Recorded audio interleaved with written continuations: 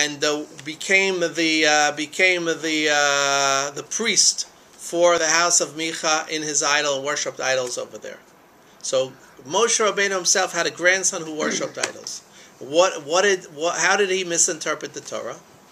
There's a Gemara that brings out that if you have a person has no panasa, right? A person has no work, he's out of work. So the Gemara says, Yaseh avodah shezaralo. He should do something that's foreign to him, that's strange to him. Meaning that if he's a professor, but there's no work today in the schools, so he should do something that's foreign to him. If he has to, he should become an exotic dancer. He should beep beep. He should sweep the floors if he has to. He should ditch, whatever he has to do in order to do parnasa. As long as you don't have to accept charity, right? As long as a person doesn't have to accept charity, you should do other work that you're not. It's not your profession, but you do it anyway in order to provide for your family. So what did he do with this pasuk that says Yaseh avodah shezara lecha? He read it as Yaseh avodah zara. You should do idol worship. Idol worship mamish. So this was Moshe Rabbeinu's grandson, and he actually became the priest for avodah zara because he misread that and he got a good job. He got 6 figures a year. He became very wealthy because of it. But the point is that this is Moshe Rabbeinu's grandson. I'm glad you asked. Yonatan ben Gershom, right? And it's listed in Sefer Shmuel. The story of Micha, is that Sefer Shoftim? Where there he talks about Sefer Shoftim, Sefer Shoftim, chapter 17, where it talks about the story of the Pesel b'Micha, where Shevet Dan then came along and they said they took the idol that was at the house of Micha and they brought it up to Dan, and he became a priest to the entire tribe at that time. He got a really good job. Gershom was Moshe Rabbeinu's son, and he was the son of Gershom. In any case, we see that Moshe Rabbeinu's life, it's not easy. Moshe Rabbeinu's life had plenty of ups and downs, and it really parallels the entire way of the redemption of the Jewish people. The same way that Moshe Rabbeinu, he grew up in the palace, he was made to run away from Paro. He went to Midian. The Chazal tells us that Yitro himself placed Moshe Rabbeinu in prison for many years. And if it wasn't for Tzipora, Yitro's daughter, who secretly gave him food, Moshe Rabbeinu would have died. Sure. Yitro himself, who also had ups and downs in his life, we know the story of Yitro, who was one of the 3 advisors of Paro and sacrificed a lot for the Jewish people, because when Paro gathered his inner cabinet and asked what should we do with the Jewish people, there were 3 people over here in the inner cabinet. One of them was Yitro, who said, don't kill the Jews, they're good people, and because of that he had to run away. Bilam gave the bad advice of killing all the males. Yitro. And Job was the 3rd one who was silent, didn't say anything.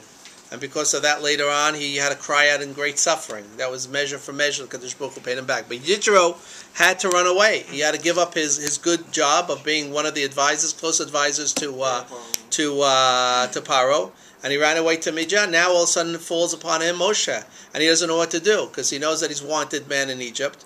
So he hid Moshe in the cellar, in a pit, in jail for many, many years. So the life of Moshe and the life of Yitro parallel the redemption of the Jewish people. Both of them went through tremendous suffering, and it was never a smooth path. Always with ups and downs, and always having trials and tribulations that they have. In fact, we find in our parsha that the family members of Moshe Rabbeinu are listed. If you look in the parsha, it goes through the generations. First the tribe of Reuven, then the tribe of Shimon, and then it gets to the house of Levi, and it talks about the descendants of Levi until it gets to Moshe and Aaron, in order to place us, Moshe and Aaron, before the Kadosh Baruch Hu. Now, who did Amnon, Moshe Rabbeinu's father, who did he marry? Yocheved. Who was Yocheved? Not Levi. Moshe Rabbeinu's? Nice. But in connection to our husband, she was his aunt. He was his Those aunt. days it was allowed. It hadn't been given yet if they couldn't. Is he allowed to marry his aunt according to Torah? Not really. Yeah. No. According to Torah, No. you can't marry your Wasn't aunt. given yet. You can't marry her. You can marry a niece. You can't The marry Torah your wasn't aunt. given yet. The Torah wasn't given, so there's no problem. It But was before Torah. But it's strange how the Redeemer of the Jewish people, right, comes through such a relationship. And it's not just Moshe Rabbeinu. If you look at all the history of Malchut, of the kingship that was given over to the Jewish people, Rav Kana writes over here, "B'vadai la'id b'derech hagav shemanhig Yisrael gedolim yotzu mimishpachot ba'alot yachasim mipupakim." Right, that the leaders of the Jewish people, the redeemers of the Jewish people, they all came through some type of cloudy relationships that they had over here. First of all, we have Moshe Rabbeinu came by his father marrying his aunt, which was perfectly legal before Matan Torah, but was forbidden after Matan Torah. Wasn't she older than him? The aunt was older than him. Yeah, Sure. He married an older woman. David ba bereka shel ma'aseh Yehuda v'Tamar. Right, the whole story of Yehuda and Tamar. Also, a very, very questionable act over there. Yehuda takes his daughter-in-law, and from there comes Malchut, comes the kings of the Jewish people. Also, something very, very a little strange.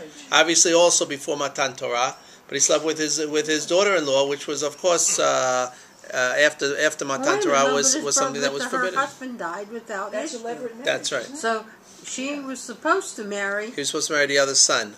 the other son. Right. And even if the other son was just a baby, she had to wait. Right, That's she had an to old wait. woman.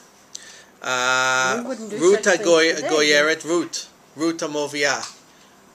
Ruth also, there's a lot of question marks about her. Is she allowed to come into, because we know that Moab is not allowed to intermarry with the Jewish people. Only And there the was- men. Yeah, fair. The women were allowed. Yeah, fast. But there was a dispute for many, many years, for hundreds of years. There was disputes amongst the rabbis. When the Torah says that Midian is forbidden, did it mean just the males, or did it mean the males and the females? Moab. Anyone from Midian? Which? Moab. From Moab. Funny. Funny.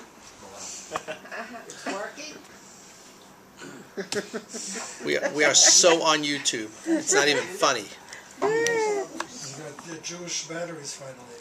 Stop buying Chinese batteries. Love the Chinese.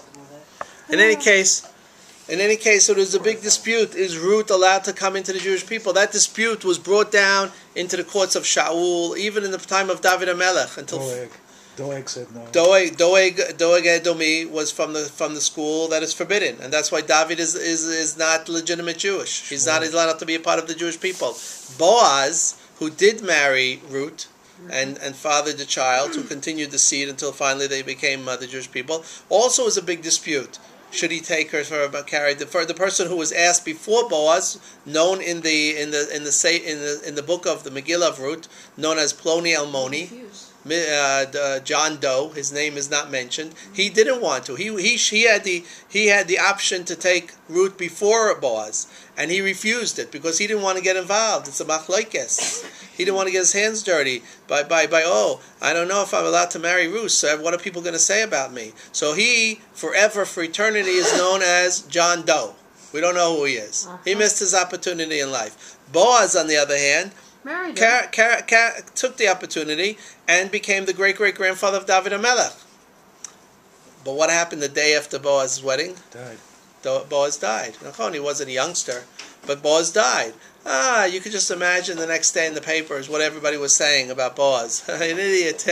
You see, God striking him down. You see, he did the wrong thing. He shouldn't have taken Ruth. This proves that the women from Moab also shouldn't be part of Am Yisrael. And you see, Boaz punished immediately for that, and he's killed. Everybody said that. All the Gedolim said that immediately afterwards. But only throughout history could we really decide that Boaz Sodek. Boaz was correct.